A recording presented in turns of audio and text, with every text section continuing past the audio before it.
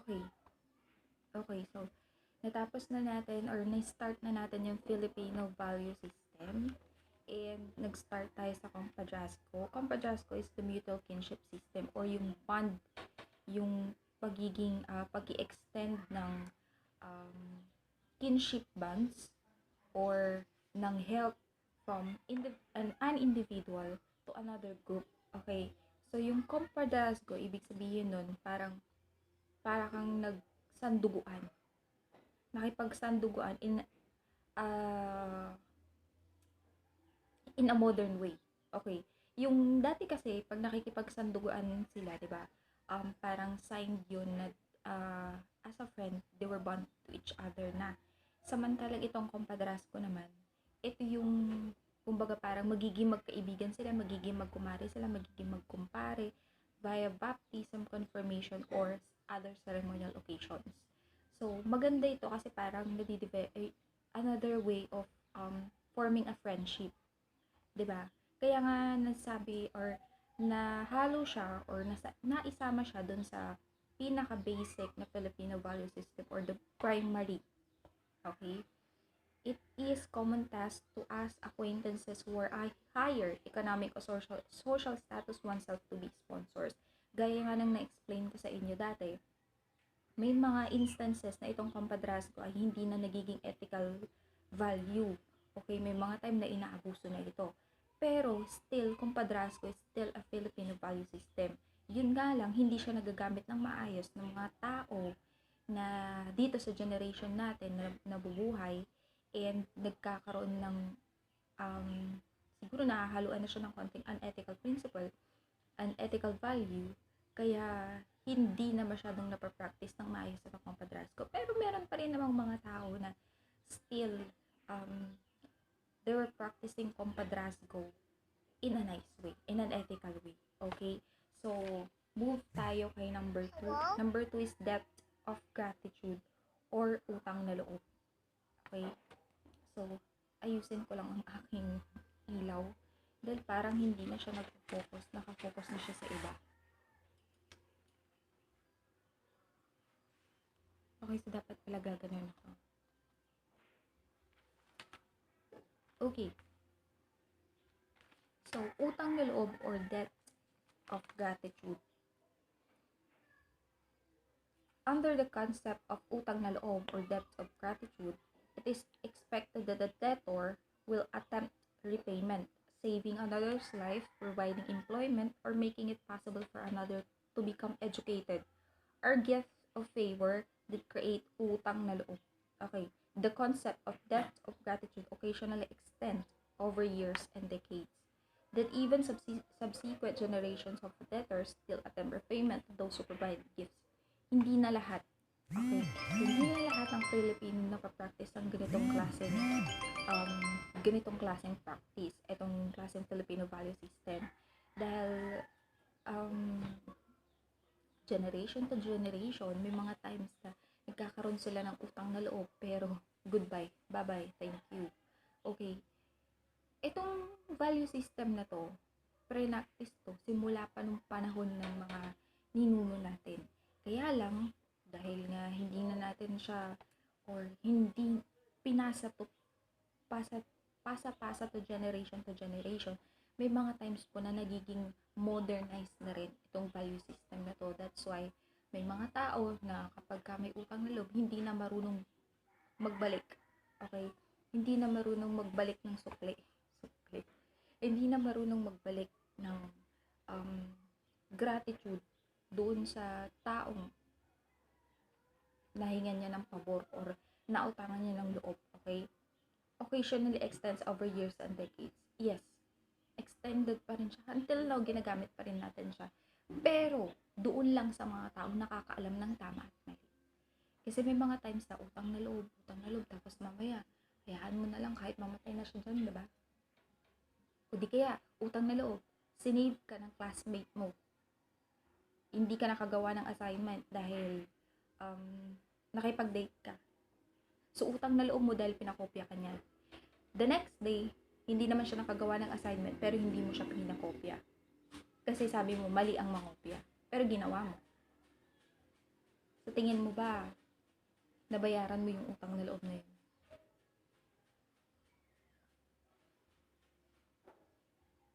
Hindi natin alam, hindi natin masabi. Dahil yung utang na loob na yun, ginamit niya into an ethical value. Tapos, ibubuhos niya unethical value din. Magiging negative na. Okay, sabihin natin na ang utang na loob is an ethical value. Now, kung ginamit mo yung utang na loob in an unethical value, syempre, ang ibabalik din sa'yo, unethical din. So, pareho na kayo nagkasala. Pareho na kayo nagkaroon ng kasalanan, diba? Making it possible for another to become educated are gift of favors that create utang na loob. Hindi lahat ng natatanggap ng regalo sinasabi natin na utang na loob. Maybe, utang na loob natin is yung nag-sacrifice siya para sa kapakanan mo. Yun yung mga kadalasan na nangyayaring utang na loob. Or, ito yan, sinave ka niya kay teacher kasi meron kayong report. May presentation kayo, hindi ka naging ready.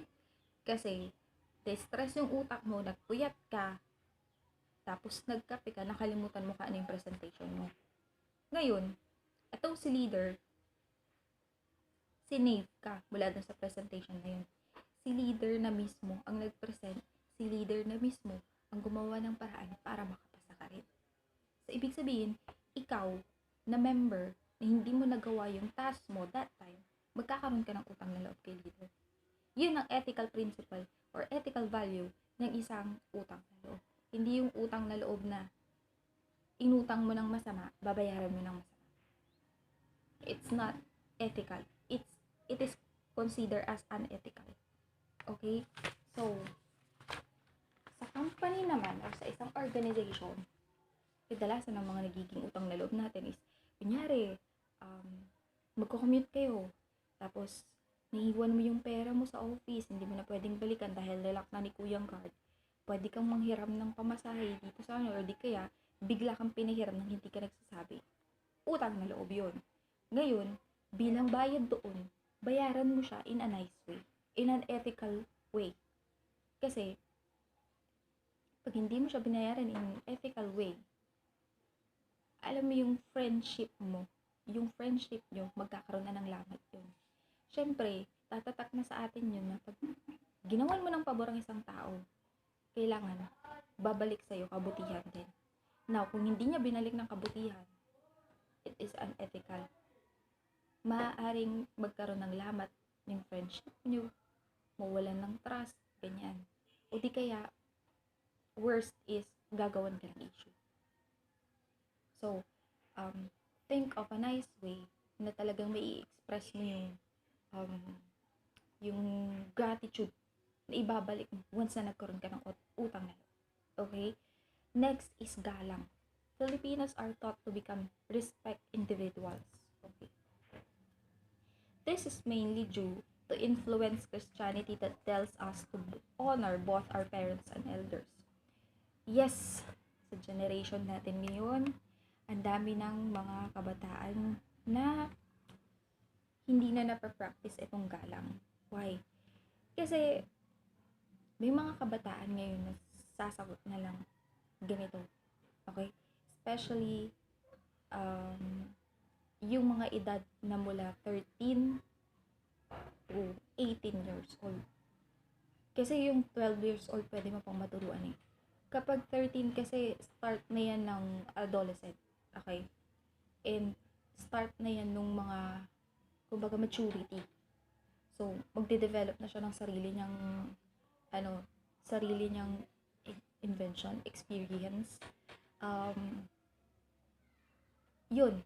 Masyado na siyang yung parang thrilling, yung magi-explore, kumbaga. Exploring his or her own life. So, from ages 13 to 18, let's say, yan yung mga kailangan na i-focus natin dito sa Filipino Value System number 3. Bakit? Kasi nakakalimutan na yung po an opo, yung mano po, kagaya na lang gayon, 'di ba? Ngayong pandemic, bawal ang holding hands, bawal ang shake hands, bawal ang pati pagmanong, naging bawal na. Unless, nag-apply ka ng alcohol, di ba? Or nagugas ka ng kamay. Um,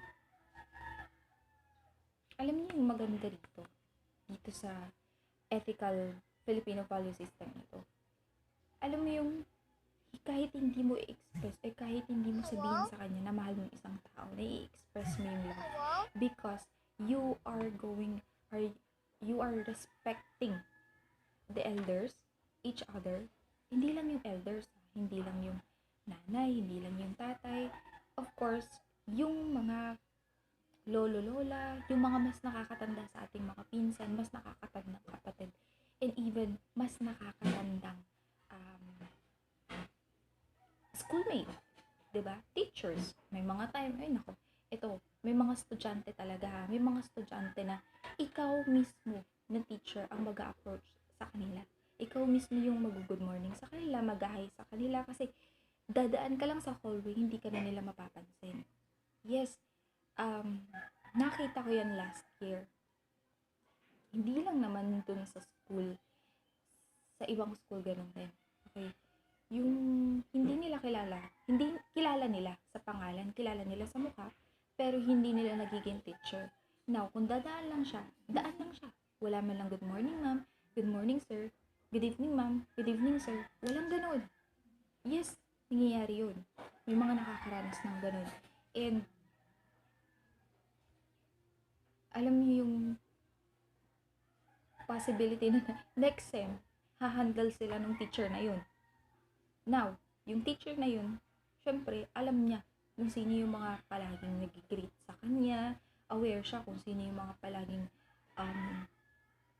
palagi pagpasok niya, talagang alam mo yung parang respetado yung tingin niya doon sa teacher. Aware siya doon, maski ako aware ko doon. So, the next sem na i-handle niya yung section na yun, syempre, gulat ang lahat. Bakit? Kasi last sem hindi niyo ko pinapansin. Next sem, manda kayo. Yun naman siya. Wala namang ganun. Yun lang, at least aware na si teacher na itong mga estudyanteng to is hindi aware dito sa Filipino value system na to, which is galang. Okay? Nawawala na talaga yun lalo na ngayon.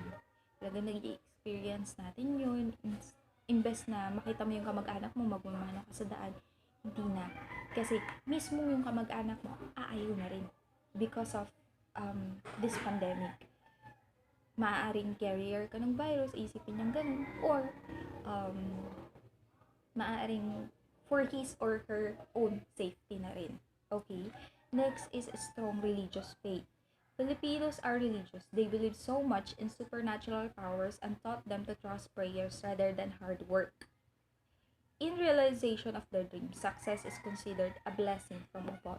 Strong religious faith. Yes, still, at this generation, may mga times pa nga doon, 'di ba, nung normal pa ang status ng natin dito sa mundo. Kapag Holy Week, okay, Holy Week may mga kanya-kanyang activities, every church, every religions, and may mga unity na nangyayari, like yung penitensya, yung yung mga nangyayari, yung maglalakad sila papuntang tapos okay, hindi ako masyadong familiar doon. And strong religious faith kasi alam mo yung wala namang sigurong tao dito sa mundo na walang pinaniniwalaan. Okay? Yes, kanya-kanya tayo ng pinaniniwalaan, pero still nagkakaisa tayo doon sa faith natin. Okay? And yung prayers, through prayers. Lahat naman siguro marunong magdasal, diba? Wala naman siguro tao na hindi marunong magdasal. So, ito, kaya siya consider as Filipino value system kasi ethical siya. Ethical siya. Wala kang makikita unethical sa kanya. Unless, pinagdasal mo na mapahamak yung kasamahan mo or yung kakilala mo. Yun ang unethical. Okay. High regard for a more proprio or self-esteem. Dito maraming makaka-relate.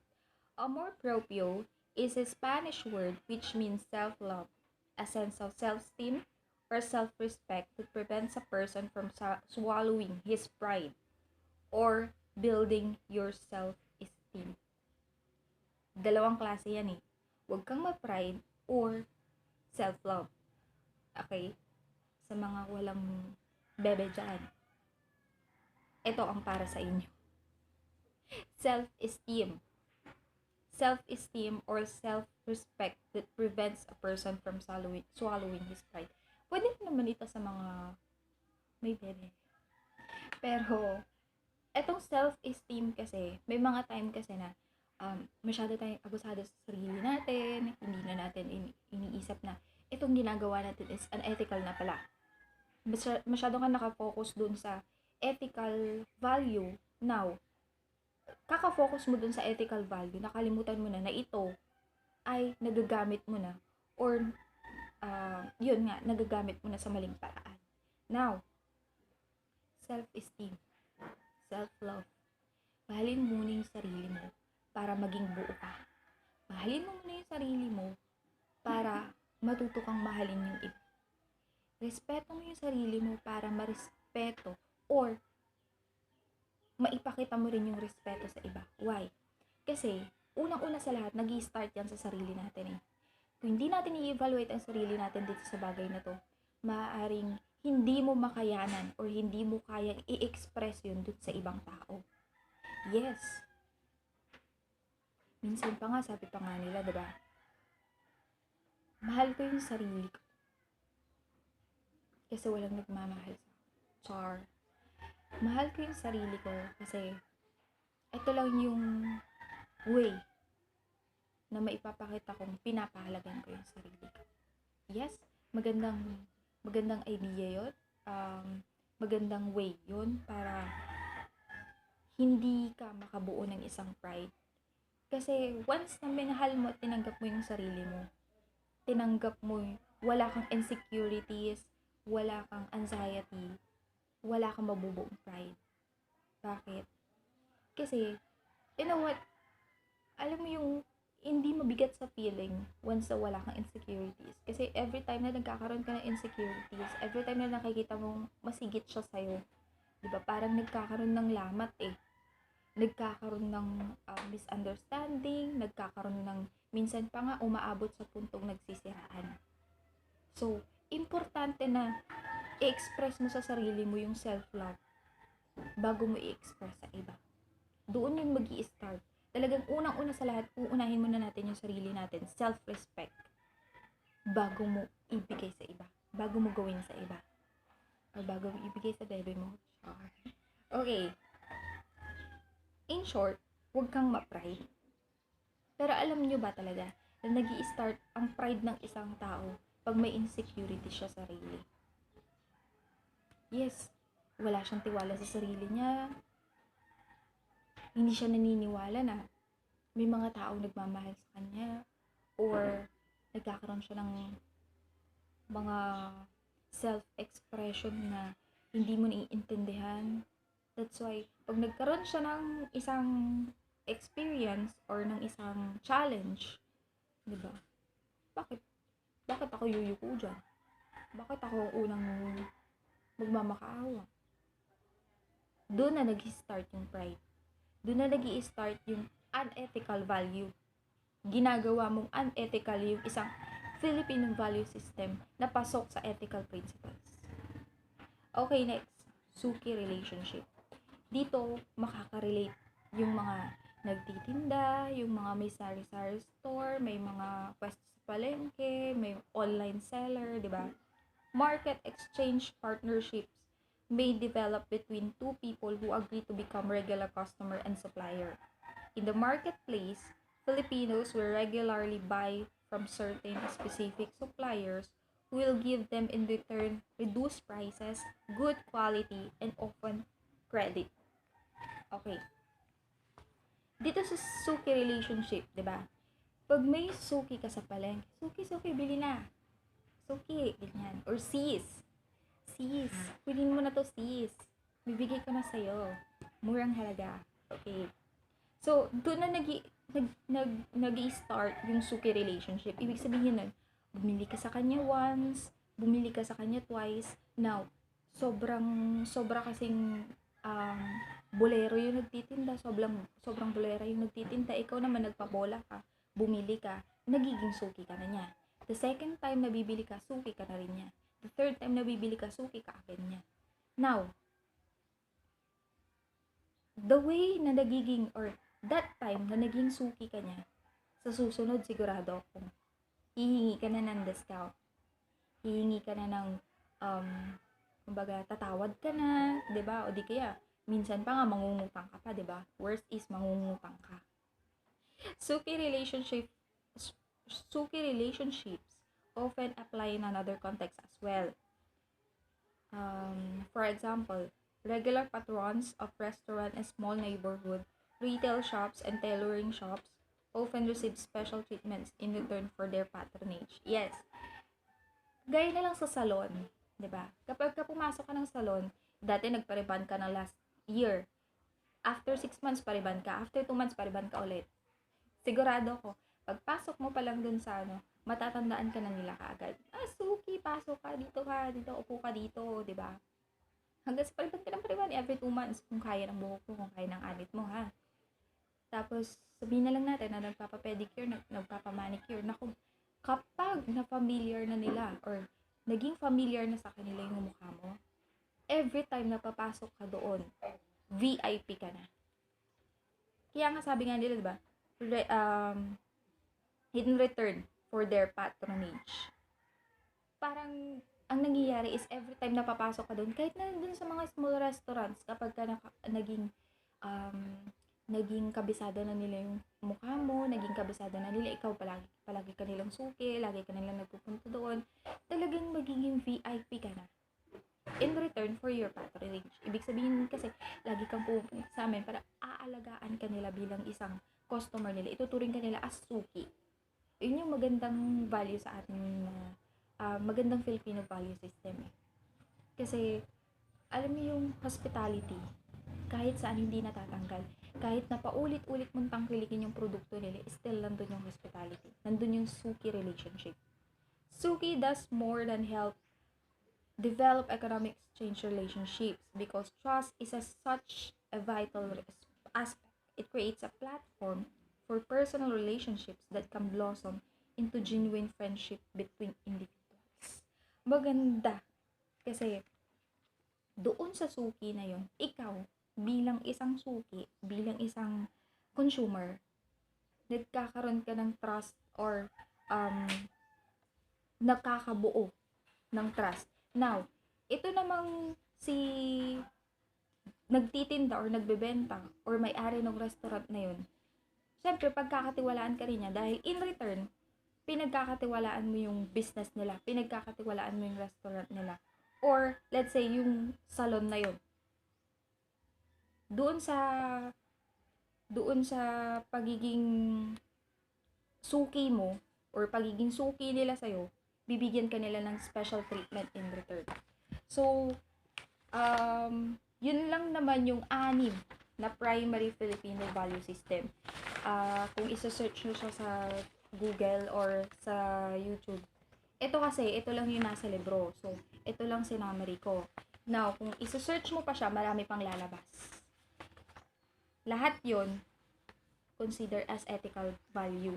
Now, kung gagamitin mo sa maling paraan, it is considered as unethical value.